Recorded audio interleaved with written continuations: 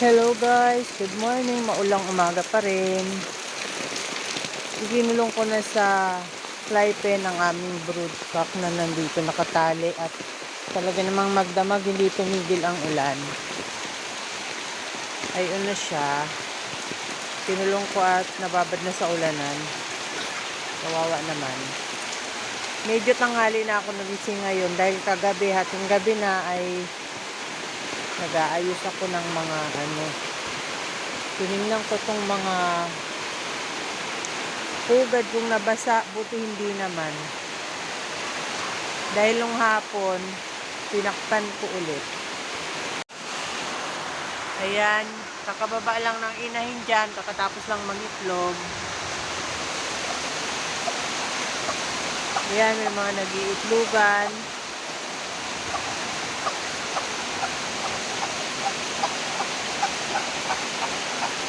Dito rin, buti hindi talaga nabasa ang itlog. Ayan, nilagyan ko ng sako.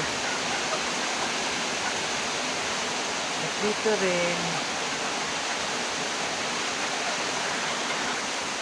Ito naman yung nalimlim na, okay lang siya dyan, di siya nababasa. Ayan, kakapatuka ko lang sa kanila.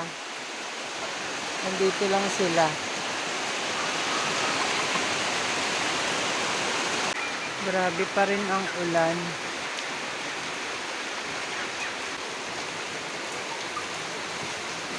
May nag-ano dun eh. Yun nandito naman sa gilid, hindi yan nabababad sa ulanan at hindi naman dyan natutuluan. Ang piyas lang. Pero hindi yun maano sa manok. Sa balahibo lang niya yun natalsik. Ayan, tubig na ang mga bakuran ng kapitbahay namin. Bago nga ako nagpatuka, nagsalang muna ako ng mainit na tubig.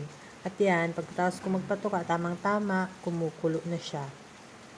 Magkakape muna ang person.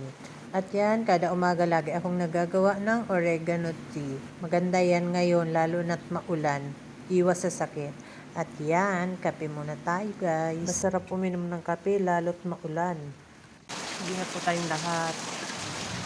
Buti okay naman yung mga mga manok. Tara, kape po.